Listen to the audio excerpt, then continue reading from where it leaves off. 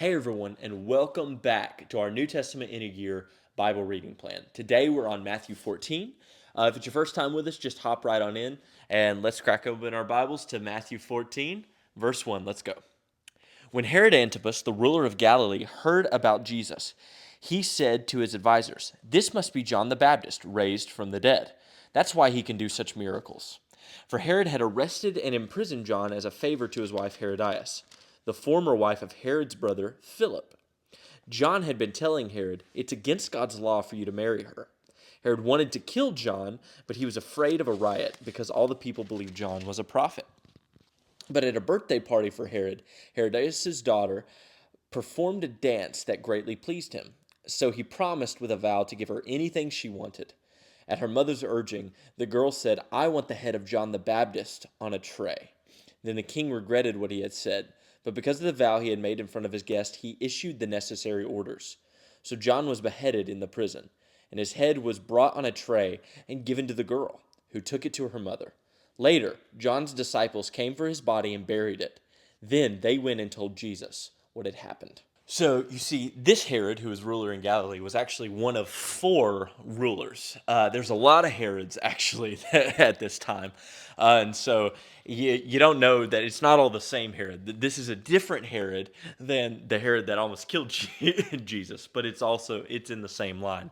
Uh, Point is, when that Herod that was going to kill Jesus as a boy died, he split up the kingdom into four kind of areas. So they were called tetrarchs. That tetra means four, and so he was one of them, and among his sons and whatever. So Herod's brother Philip was married to a woman named Herodias, also a Herod, and so this Herod over Galilee, Herod Antipas, he wanted to marry Herodias, took her, and John the Baptist, who was a prophet, was standing against the rulership.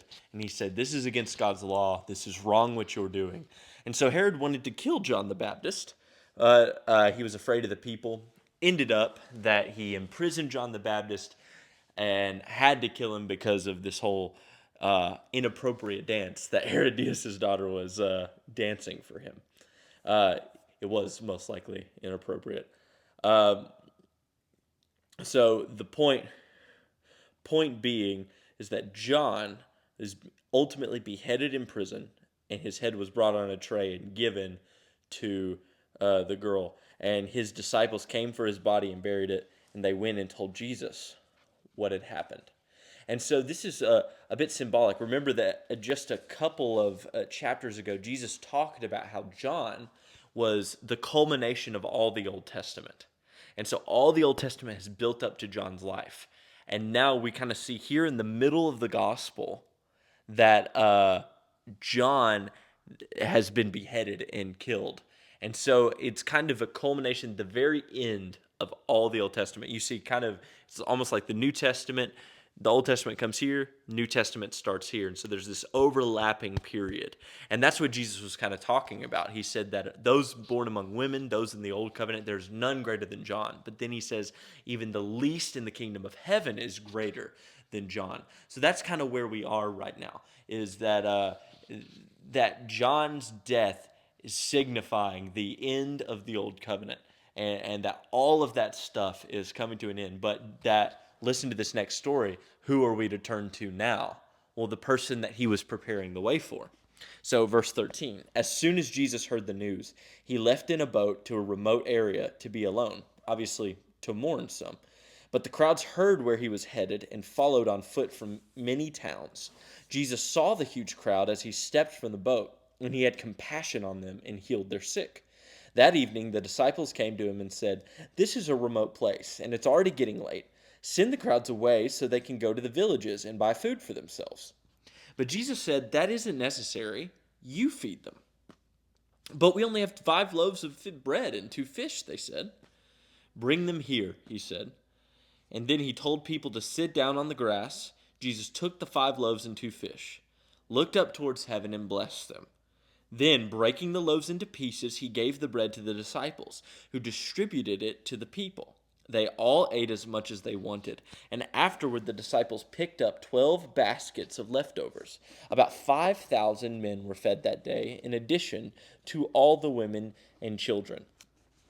And so this story, I think part of what Matthew's doing here with this story is showing us that the one who had fed us before with his teaching, all the old covenant, it has now come to a culmination at the end of John's life. And now we are stepping into a new era. And who is going to feed us? Who is going to lead us? It is Jesus himself, who's feeding us not just physical food, yes, healing our physical needs, but ultimately spiritual food with his teaching, and that we are going to be able to eat until they pop. I think that's part of the significance is like, notice how many baskets of leftovers there are. So Jesus fed, listen, this is such a cool little thing. Jesus fed all the people, and then there are 12 baskets left over. So Jesus speaks the word, it's carried now to us.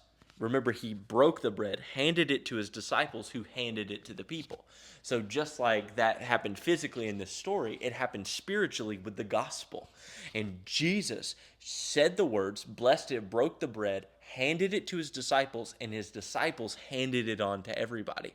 And there were 12 baskets left over. They were the leftovers of Jesus' miracle in the death, burial, resurrection, and enthronement. And now that is being multiplied forever throughout the world until everybody is satisfied. That's what this story is talking about. Yes, that God did a miracle there with the bread and the fish, but it's also a spiritual sign that the old covenant is dead, but the new covenant is here, and it is better than anything we could have imagined. We are getting Jesus' own food, his own teaching, and he has given it to his disciples and apostles, and they have passed it on to us all.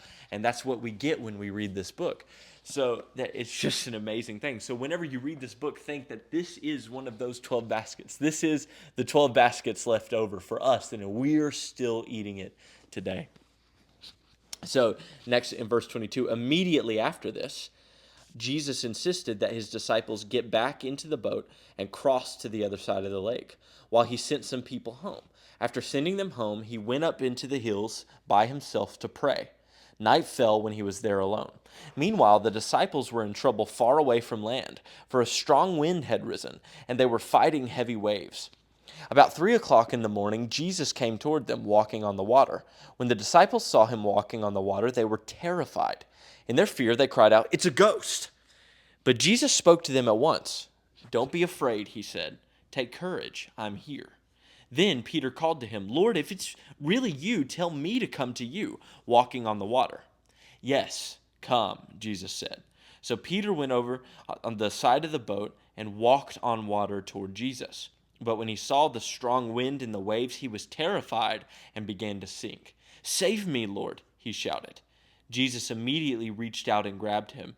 "You have so little faith. Why did you doubt me?"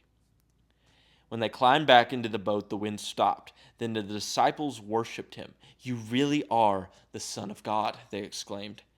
After they had crossed the lake, they landed at Gennesaret. When the people recognized Jesus, the news of his arrival spread quickly throughout the whole area, and soon people were bringing all their sick to be healed. They begged him to let the sick touch at least the fringe of his robe, and all who touched him were healed. And so this is one of the more famous stories from the Gospels, and it happens immediately in every Gospel it's told. These two stories happen together, because Jesus is feeding everyone, and then there's this kind of immediate revelation that Jesus is no mere man. It's kind of going in with everything, that not only is Jesus the one we look to, that this person has command over the wind and waves and all creation. He is God himself. But it's not just that Jesus could do these things, that when Peter saw what Jesus was doing, he said, "Lord, if it's really you, tell me to come out on the water." And so Peter joined him in conquering the wind and the waves. And so Jesus could do it because of his entire reliance, one on the Spirit and on his Father. And he was Lord of all creation. But Peter couldn't do it on his own. And that's the reality that we have here, is Peter stepped out but as soon as he stopped looking at the sun is when he sank. And our lives are like that. Is that Hebrews says that we are running a race and we have to keep our eyes set on Jesus, and that he's the author and the finisher of our faith. And we run that race continuously looking to Jesus. And when we don't, when we miss it, because Peter was conquering the wind and waves, but he moved his eyes off of Jesus onto the things that were trying to toss him over. And that's where we often miss it when we are going through either trials. It's a great example of what happens in trials and tribulations, where we can take our faithful eyes off of Jesus and put them on the circumstance. And that's where we often sink. But keep your eyes and your focus on Jesus. And we have to, because that is what Jesus defines as a lack of faith. Notice when Peter fell, he was walking on water. I've never seen someone walk on water. And Jesus said that when Peter fell, he said, "Why do you have so little faith?" Jesus remarks at Peter's little faith because he falls in the ocean instead of walking on it. And that's the kind of thing that I'm constantly amazed that Jesus is calling us to more and more deeper trust in him. Where was Peter's faith lost? It was when he stopped looking at Jesus and he looked at the circumstances around Jesus and around him. But Jesus is with us. If we keep our eyes set on him, that's where our faith is located. And that faith will produce victory, triumphant victory over those trials and tribulations. So doubt only comes when we look away from Jesus. And so they climb back in the boat and they come across to Gennesaret, and people recognize Jesus. The news of his arrival spread quickly, and he saw the people and he started healing them. Everyone who touched the fringe of his robe, just like that woman that kind of comes back, like the woman with the issue of blood, and now is here. That the stories must have spread. And so people are touching him, and everyone who touches Jesus is healed. Jesus is looking not to keep healing from us, but to get healing to us. So keep your eyes set on him, not on the circumstance, and we will both, all of us, will conquer the wind and waves. Lord, help us keep our eyes on you. We trust you today. All we are, help us never look away, never look to the circumstances, but always keep our eyes focused forever on you. We worship you today, Lord. In Jesus' mighty name, amen. Love you guys. Have a good one. Bye-bye.